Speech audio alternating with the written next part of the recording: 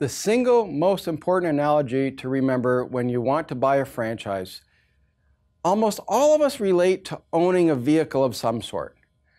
When you think about it, an automobile is simply a vehicle to get you from point A to point B in distance while enjoying the ride along the way and taking advantage of the functionality of the vehicle that you need for that trip.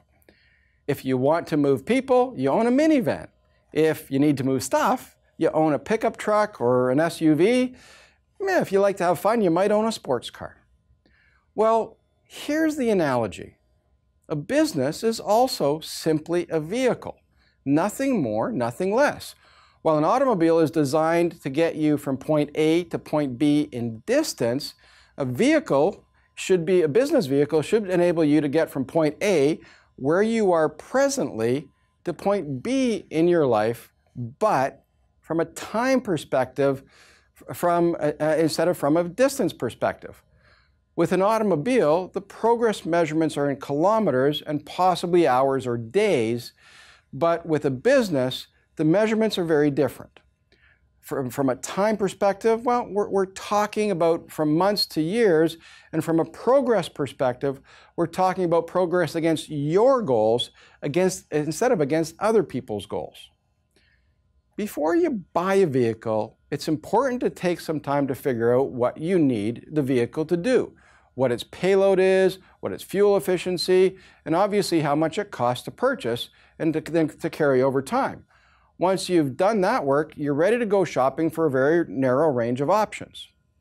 Well, I maintain that buying a business should be a very similar mental process to buying an automobile. Start by figuring out where you want to be in 5 to 7 years. What do you want your income to be? What do you want your typical work week to look like in terms of number of hours and in terms of the structure of those hours? Do you want to be by yourself, or do you want to have a team working for you? Do you want to be selling, or do you want to have the customers coming to you? Once you have a very clear picture of where you want to be in 7 years or so, now you want to look at where you are now and what resources you can bring to bear.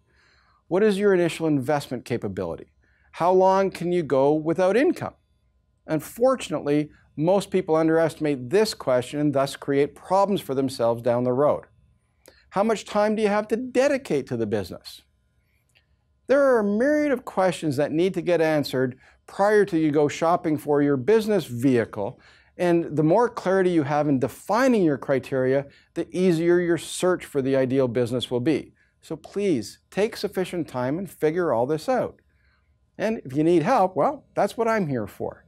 Thanks for listening. I hope to have the opportunity to work with you in finding your ideal business. All the best.